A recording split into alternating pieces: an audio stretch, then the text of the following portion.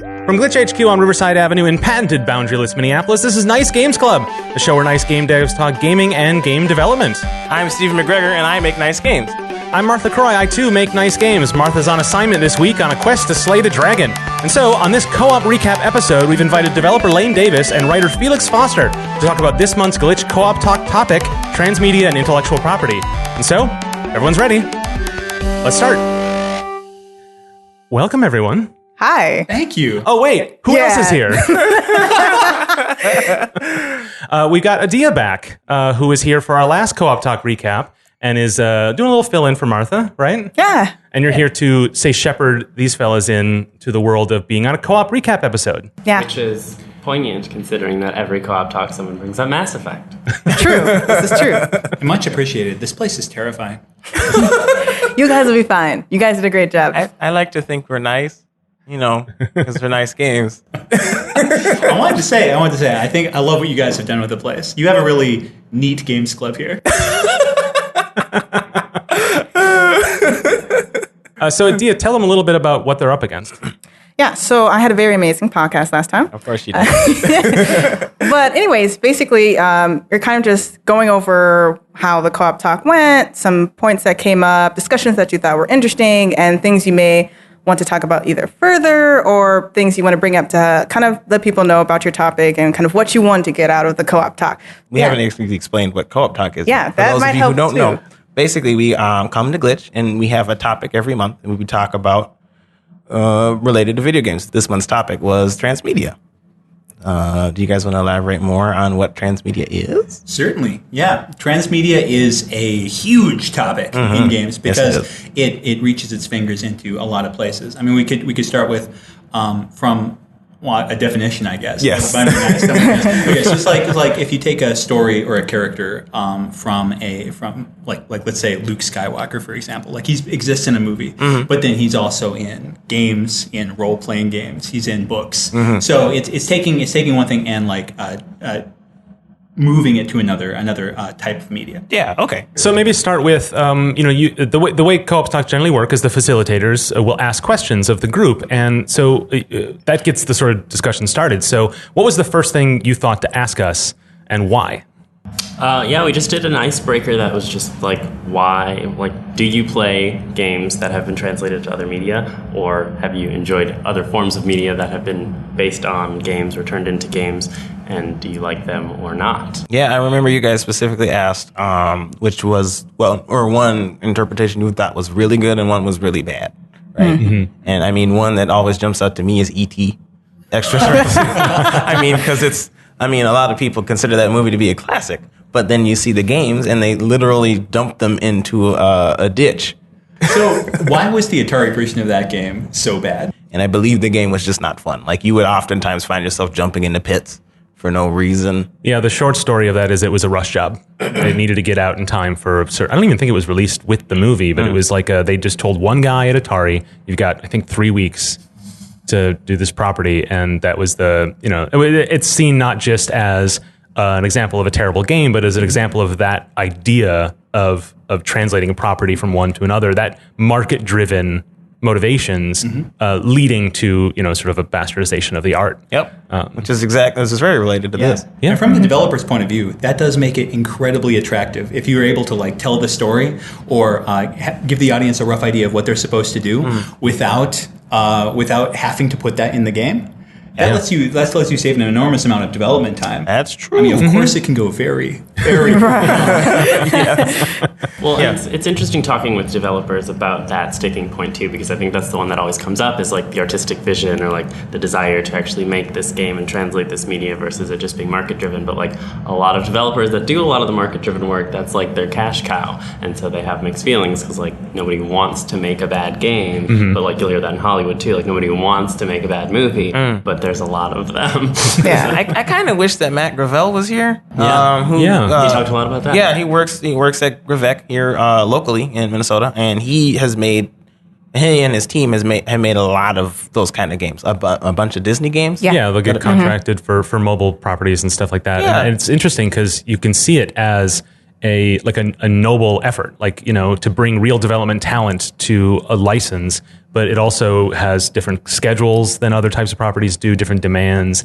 And we should have him on to talk about it. Yeah, I just wish he had showed up today, because that would have been an interesting discussion. From Calling you out, Matt. Yeah, where you at, man? Well, that was another interesting part about our co-op talk tonight, is that it was a lot more low-key and like close-knit glitch crew than it usually is. We usually get like some people that have come to one or two events, but tonight it was just solely people that are here every day. We might have to put that on us, because we did put out the call for people to come, and it had the opposite effect. Oh, yeah, I suppose.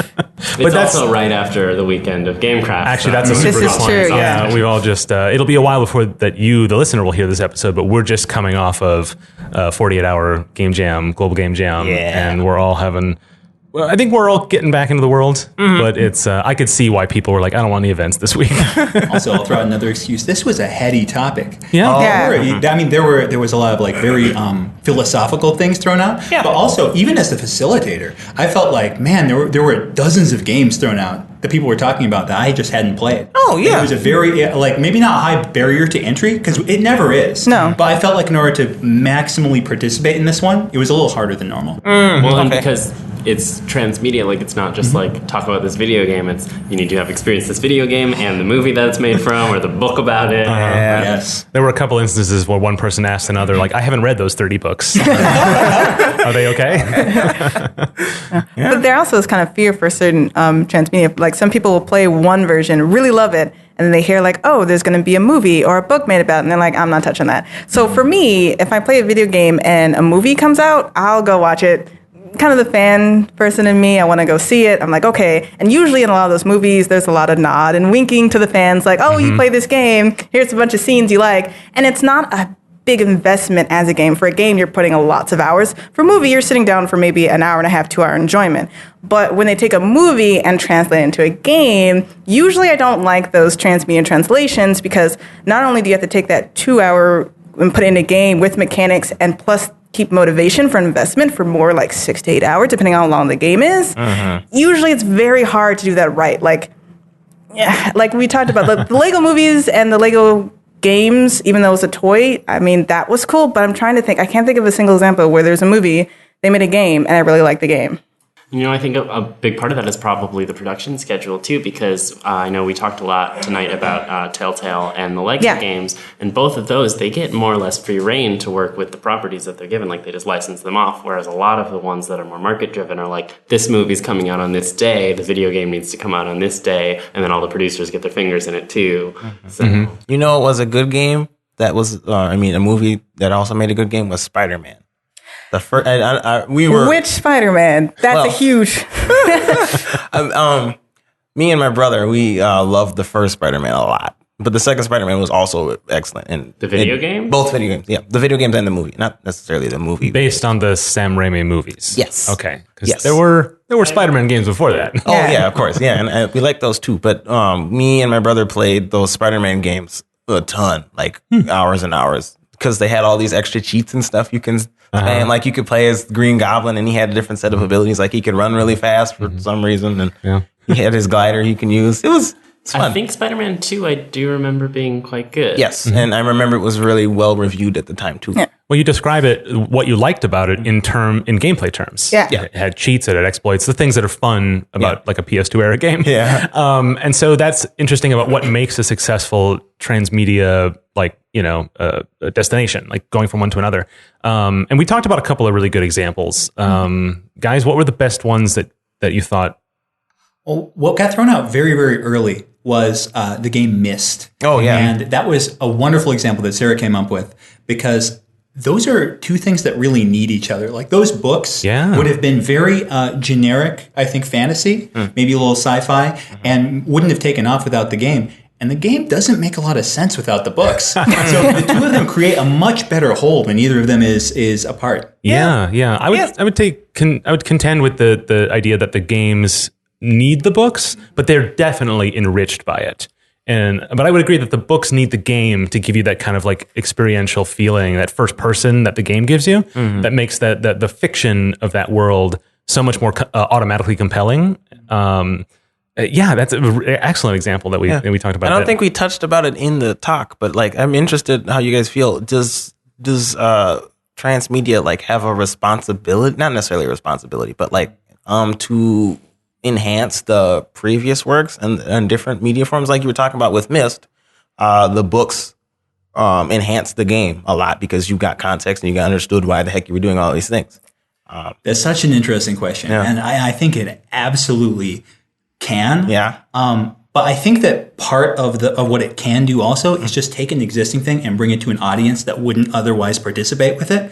So, okay, so this is a bit of a bad example, but the Lego movie does both of those things. Yeah. So not only does it take something and expand it, but it also brings it to an audience like me who hasn't played with Legos in 10 years, and all of a sudden I'm like excited about it. Yeah. So I think that like in terms of your obligation, you should be doing at least one of those two things. But I don't think that you necessarily have to create something that the other part feels lesser without. Okay. Yeah, I agree with that as well, because when you have a certain storyline, it should be able to stand alone without having the transmedia needed to have a core understanding of the game.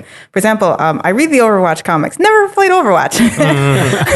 And you don't work. Yeah, you don't need to read the comics to understand the story in Overwatch. It's not that deep. But but anyways, though, and I feel for a lot of games, we brought up things like Fable and Skyrim and other games where in the world, the storyline is there, but if you really want to go deeper, they have kind of like books that you can read to get more lore and sides. I feel like for those who want kind of to go deeper in the story, to have those add-ons that enrich the experience, like you're saying, is really good. I love that you have like a boss rush mode to help your like core, like really competitive players have extra credit. Yeah. Why not have extra credit for narrative players as well? Yeah. And I think that the obligation that I think of is just to make a good piece of work. Yeah. Like that should be the forward thought, as opposed to like make a good translation or make a good, whatever. Because a lot of times, that actually I'd say most of the times when video games are concerned, video game movies or movie video games and video game books even are thought of as being terrible. And it's just because there are so many that are bad. Yeah. But I think that they're going to them from the perspective of like, we just need to take this title and the content that's given to us and make it into this other form of media. Right. And it would be a lot better if they started from like, let's make a good this form of media and adapt it to these characters or whatever. Yeah. Yeah, there's a difference between, we talked about both, but there's a difference between adaptation and like a transmedia enterprise, that I feel like the ones that do it well really leverage the medias that they're either translated to or the origin of. Whereas adaptations tend to sort of have a different set of baggage, perhaps. But they cross over. A lot of them are the same. But Certainly, yeah. Another example that came up was Star Wars Knights of the Old Republic. Oh, yeah. And It came up a lot. Yeah. And that, I mean, it perfectly leveraged the decision making that you can do in a game, especially a narrative game like that, because it, like Shanti was saying, it lets you explore the sides of the Force and the idea of neutrality within that universe in a way that the films couldn't, but can within a system like the D&D type structure that it has. yeah. It lets you explore what good and evil mean in that world. Yeah. Yeah, and it gives you an environment to dive deeper, and then a movie would be irresponsible if it was that complicated. Yeah. Right. But for fans who think about these things, like that is the correct venue to dig deeper, even if it's never touched on in the sort of parent material. Yeah, that's a beautiful thing to be able to do that. But I think they also had the benefit that they were going off a property that already had kind of a world built in. Yeah. So they were able to kind of put it with a lot of adaptions. They just have the 1 2-hour movie. Well, Right, it's right. also BioWare. Yeah. For doing that kind of thing. Yeah. But I think Star Wars is a great example too, because like Boba Fett is like one of the most loved characters that gets all of like 2 minutes of screen time. But the Bounty Hunter game for PlayStation 2 is a lot of fun, and I think that a story like a movie about him would have to have some kind of compelling narrative, and like just as a character he doesn't have that big of a background, like he's a bounty hunter, so like watching him kill John Wick was a decent movie, but other than that it probably wouldn't be that exciting. But as a video game it's like, oh okay, go here and here and here and shoot these people. Like, I think the same thing happened with Assassin's Creed. Like, the games are fun, the movie didn't translate well. I want to throw out a quick counterexample. I think that the short story "I Have No Mouth, But I Must Scream" is an example of a short story that produced almost no world whatsoever, but the game takes it and vastly expands on it and lets you see other sides of all the characters. I don't know if any of you have ever played that. Nope, got to put on my list though. I heard a ton about it, and it's definitely a good game. I've heard from that. Isn't that kind of like a horror game though? It's horrific. I don't know. It doesn't have jump scares. Okay, but it is scary in what it makes you think about when you're done playing. Oh, So I have to describe that to Steven. Is it like System Shock 2? Yeah. Sort of? Okay. Yeah. Okay. Yeah. That same sort of like lurks in your mind afterwards. Okay. Interesting. That is one of the big ways of doing it right, which is to take something that is simple, clean, impactful, and then build it out through another media. But the other one that I think, Lane, you brought up was my nicest of 2016, Star Trek Ascendancy, which takes a very complicated, rich world and distills its essence through game mechanics. They did a really good job on that. Yeah, and like that is it's almost the opposite of what we were describing as a successful transmedia enterprise, but to use a phrase, but it also does it. So how do you explain that? I was going to say, I think that with board games, it's actually a lot easier in terms of development than video games because the vast majority of people that our board games are sold to, especially big, like gigantic 6-hour-long board games like that one, are people who care about mechanics in board games and who care about that kind of thing. Sure. So the developers are going into it thinking, okay, what are the mechanics here, and have that very present in their mind. Whereas like just if the Star Trek video game, for example, that came out after the most recent reboots of the movies, is kind of garbage because they're just like, okay, we don't need to worry about mechanics. We're just like trying to put Kirk and Spock on the screen. Yeah. And there you go. But I feel like this was a good example where the game mechanics actually match the narrative and the feel of what they wanted you from the different races. Because I was playing the Federation, and one of the things is that you can't actually like take over a world. You have to, what is it? Hegemonize, yeah. Hegemonize. And that Homogenized. But I seriously kind of felt as the Federation was going around, okay, I can't take over. And when I look over the people just like taking over things, it's like, they can't do that, because then I can't save them. But like, that's not the whole thought process. And then there's a lot of other ones, especially the other races, that lend game mechanics to make you think of the narrative and kind of tie into story. And even someone who likes Star Trek but not well versed in it, I still kind of got the understanding of what was supposed to be going on there. I love how cool the Romulans are. Their little passive is that you can do trade agreement. This game is kind of really weird in that like you can just like communicate with. You're supposed to. The goal is really to communicate with other people, and you can make trade agreements. But the Romulans, who I played quite a bit, they are discouraged from trading because when they get trade agreements, they don't get the benefits from that trade agreement until the next turn. So if you are in a trade with somebody, you don't want to lose that trade. And if you aren't in a trade with somebody, you're encouraged to not do that. It's fascinating. Well, I described it in the talk as way more role playing than you expect. Yeah. And it's interesting to watch some of you guys play it because you're not as familiar with Star Trek as I am, which is it's part of my blood. Mark is a super fan, and to see you guys like totally get it through essentially this, it's a 20-page rule book, but like the Star Trek Encyclopedia is like 13,000 pages. So, but yet you seem to know as much about what Star Trek is just through those board game mechanics. And I'm shocked at how well that worked. Well, the artfulness of it, I think, is partially in the 12 words that describe the Romulans' suspicious trait. Oh, yeah. that they lead you to like despise the other people around you so much. Yep. And fear them taking advantage of you. Yep, exactly. Yeah. When I played Romulans, I tried to stay away from people as much as possible initially.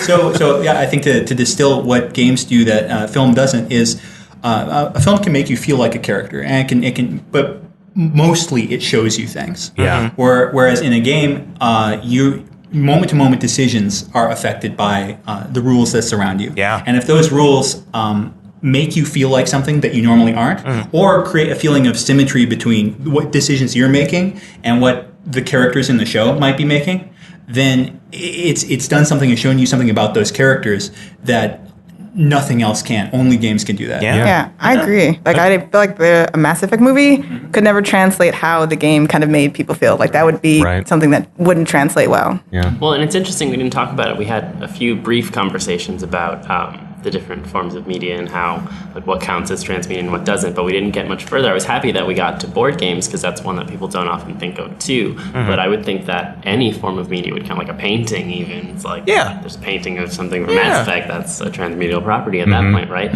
And so it's it's definitely very dependent, I think, on in terms of how well it's going to be executed, depending on the restrictions of that other form of media. And I think like length is the biggest one, because most movies are about 2 hours. Most video games, especially like Mass Effect ones, are anything from like 8 to 160 hours. And you've got, you know, TV shows that are half hour, an hour, but multiple times, and then books which can range. So it's all over the place in terms, and then also the other big thing that comes into it, and a lot of discussions I've heard about transmedia hinge on the amount that the person experiencing it has influence over it. And so that's one of the things that separates video games out from a lot of the other forms of media, is that like you're driving it along, whereas you're passively watching a movie. And like there's the argument about, you know, books, you putting your imagination into it, but even then you're still just reading what someone else wrote. And so it's a whole thing.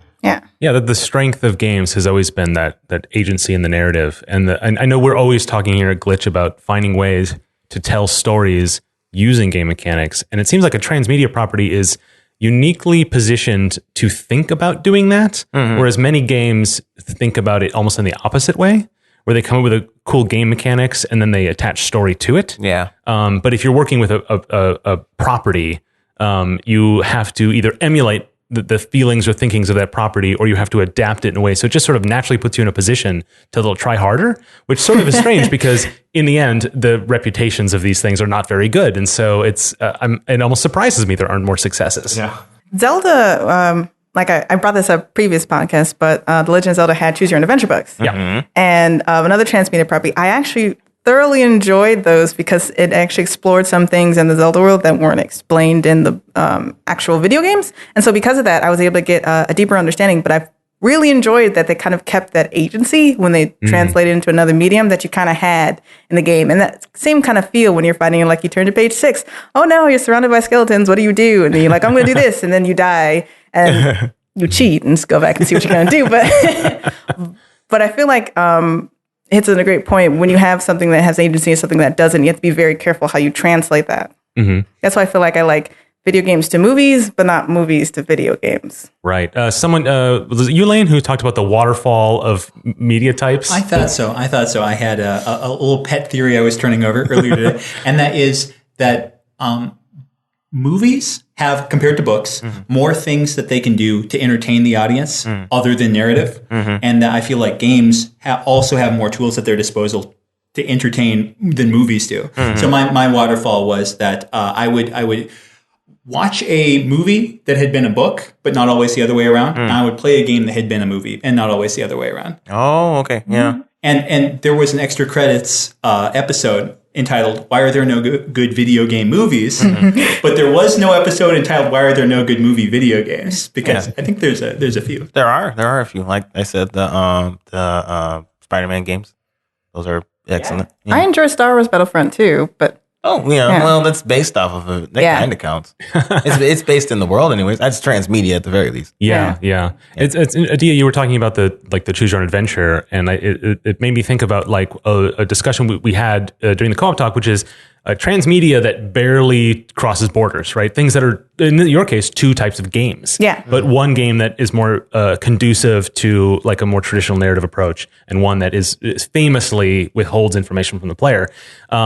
But still with that sense of agency. Yes. And so we talked a little bit about like a Batman game and a Telltale Batman game. Does that, I mean, what the motivations for moving it from one to the other, from a market perspective, from an artistic perspective?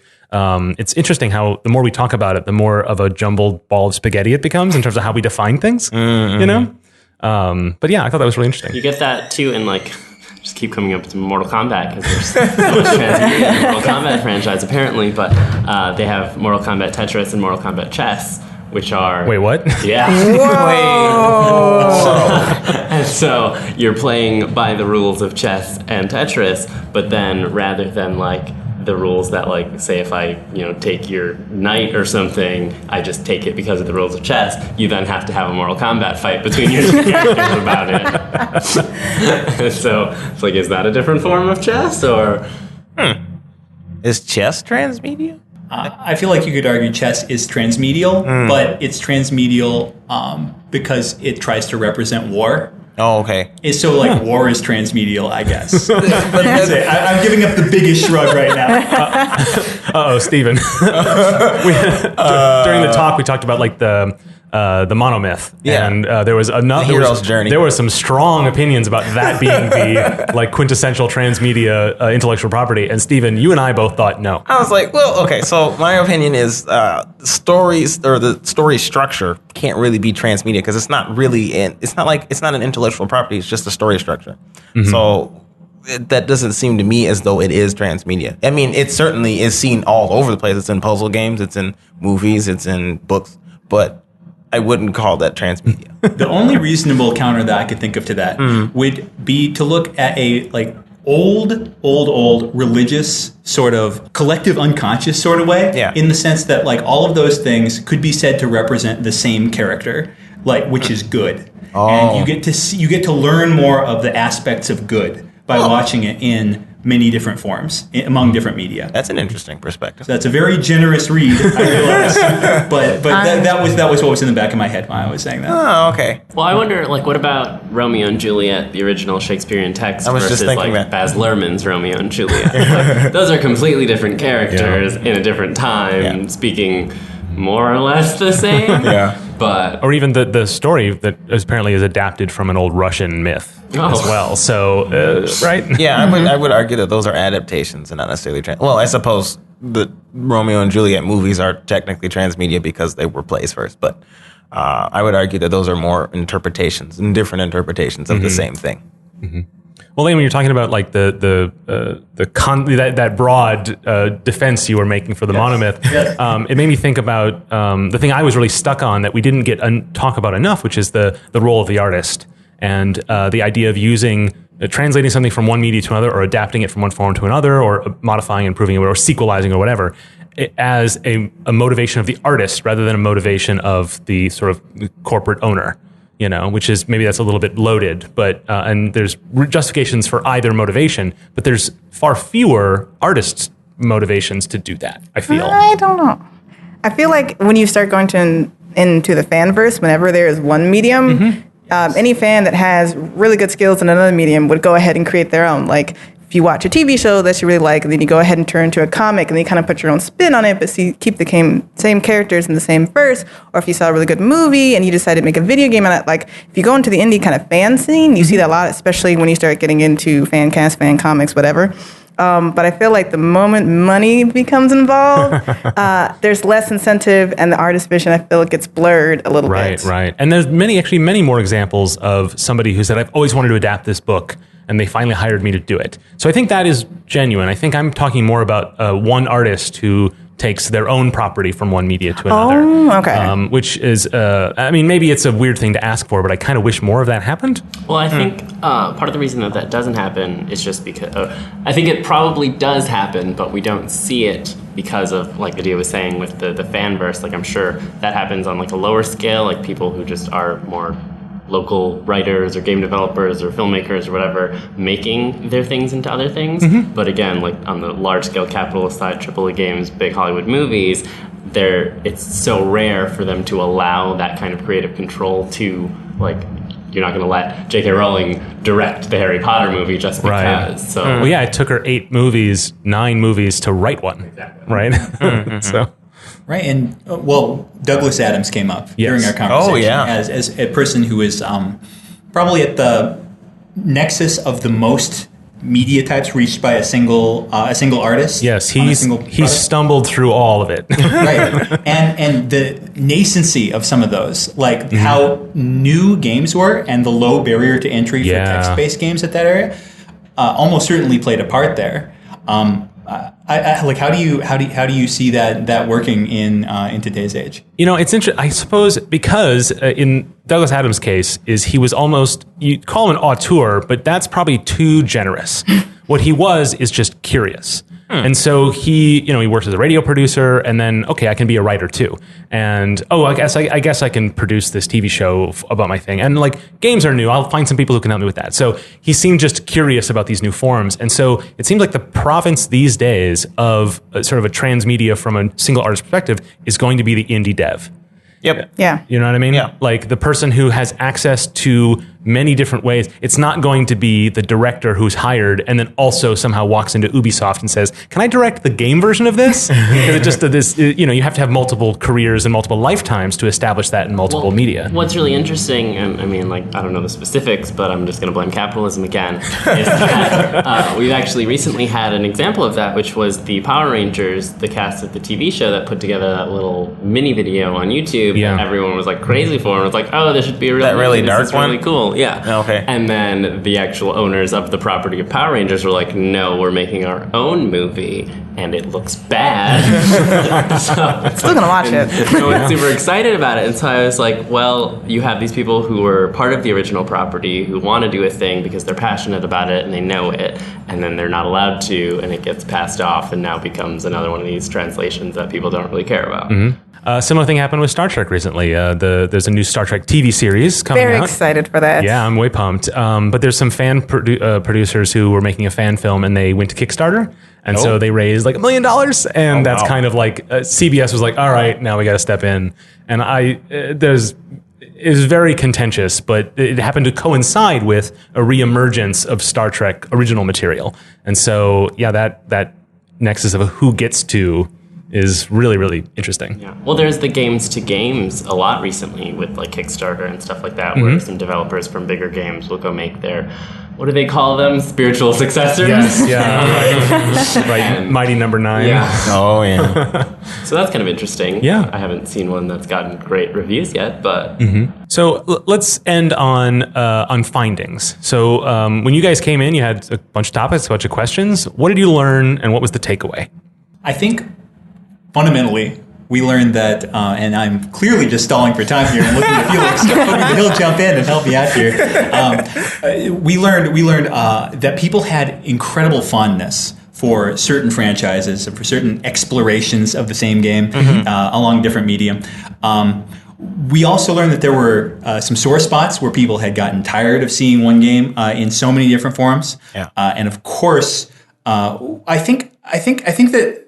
Yeah, I think something that you said maybe 5 minutes ago, Mark, was one of the big bottom lines today, which was that when translating, you have to use the strengths of the new media. Sure. And I think every bad example that we found was one that failed to do that. Yeah.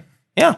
I think my biggest takeaway was that, very in a similar vein, it seems like because so many of the people here tonight were interested in video games or are game developers themselves, you're much better equipped to pick out what was wrong mechanically with games Sure. that had been translated from other media. And I think that's a big thing going forward in terms of making these things, that there needs to be more consideration of the people who already have experience in that media to step in and say, no, you can't make an Assassin's Creed movie because the whole reason Assassin's Creed is popular is, you get to run around on rooftops and assassinate people. So I think that's a big part of it, is just being aware of what mechanics make which media work the best, and then finding the people that understand that rather than just like pasting, a picture on some existing property already. Yeah. Although I will say that I called, the Lord of the Rings game, Shadow of Mordor. I just referred to it as Batman, but with Lord of the Rings characters, because mechanically it's the same game, but it was a lot of fun. So. I will agree with you on that one. All right. Well, for those of you who want to get in on this, Co-op Talk is every third Thursday. I think it's the third Thursday, but I feel like next we will put them in We'll put it in the show notes. But it's free and open to all. So come and join us. We'll put the date in the show notes. Join us. Just walk right in, discuss. And at the end of each Co-op Talk, we put new ideas in a bowl, and someone volunteers to be the facilitator for the following month. And it can be anybody. And then we invite those people to come and join us here on the show. So if you want to be on Nice Games Club, you want to talk to us, you want to facilitate a Co-op Talk, it's not that hard, right, guys? It's not hard at all. Katie does most of the work for you. That's true. And the only reason I volunteered was to get on the podcast. You could just ask to be on the podcast. Well, whatever your motives, come down to Co-op Talk and join us. It'll be a blast. Now, you guys, Felix, Lane, people are going to want to know more about you. Where can they find you online? And just give us a little bit of a little bio on the way out. Sure. Yeah, you can find me and all of my work at escapeindustries.net. Yo, we work together, y'all. I'm still in debate with my URL for my website, but you can find me on Twitter and Instagram and every other form of social media at Felix244. Yeah, we'll put all that in the show notes. So thanks, guys, for joining us. That's our show. So if you haven't already, subscribe to Nice Games Club in your favorite podcast app. Be sure to give it a good review if you liked it or are nice like us. It's really important. We're still pretty new, but we're starting to enter our adolescence now, perhaps, maybe toddlerhood. But we want those iTunes reviews. We want those that feedback. So send it our way if you liked the show.